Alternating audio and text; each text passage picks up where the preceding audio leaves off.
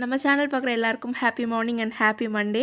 Morning சீக்கிரமாகவே எழுந்திரிச்சு வெயிலுக்கு முன்னாடியே பிரேக்ஃபாஸ்ட் லஞ்ச் எல்லா வேலையும் முடிச்சு கிச்சனையும் க்ளீன் பண்ணி வச்சுட்டேன். சரி எல்லாம் முடிஞ்சது, நம்ம வேலையும் கொஞ்சம் கவனிக்கலாமே அப்படின்னு சொல்லி மார்னிங் வந்து பம்ப்கின் ஜூஸ் குடிக்கலாம் அப்படின்னு சொல்லி வெள்ளை பூசணிக்காய் தான் வாங்கி க்ளீன் பண்ணி ஜூஸ் போட ஆரம்பிச்சிட்டேங்க. இந்த பம்ப்கின் ஜூஸ் வந்து பார்த்திங்கன்னா நான் ஒரு 2 மந்த்ஸாக வந்து வாரத்தில் ஒரு 3 நாள் குடிச்சிட்ருக்கேன். நல்லாவே வெயிட் லாஸ் ஆகுது. 2 மந்த்ஸில் வெறும் ஃபுட்டில் மட்டுமே நான் வந்து 4 kg வரைக்கும் கம்மி பண்ணியிருக்கேன். நீங்களும் முடிஞ்சால் ட்ரை பண்ணி பாருங்கள். மார்னிங் பிரேக்ஃபாஸ்ட்டுக்கு பார்த்திங்கன்னா நேற்று நைட்டே பச்சைப்பயிறு ஊற வச்சு முளைக்கட்டி வச்சுருந்தேன். அந்த ஸ்ப்ரவுட்ஸ் தான் வந்து ஒரு 3 ஸ்பூன் அளவு எடுத்துக்கிட்டேன். கூடவே வந்து செவ்வாழைப்பழம் நேற்று வாங்கிட்டு வந்தது இருந்தது. ஸோ வந்து செவ்வாழைப்பழம் எடுத்துக்கிட்டேன்.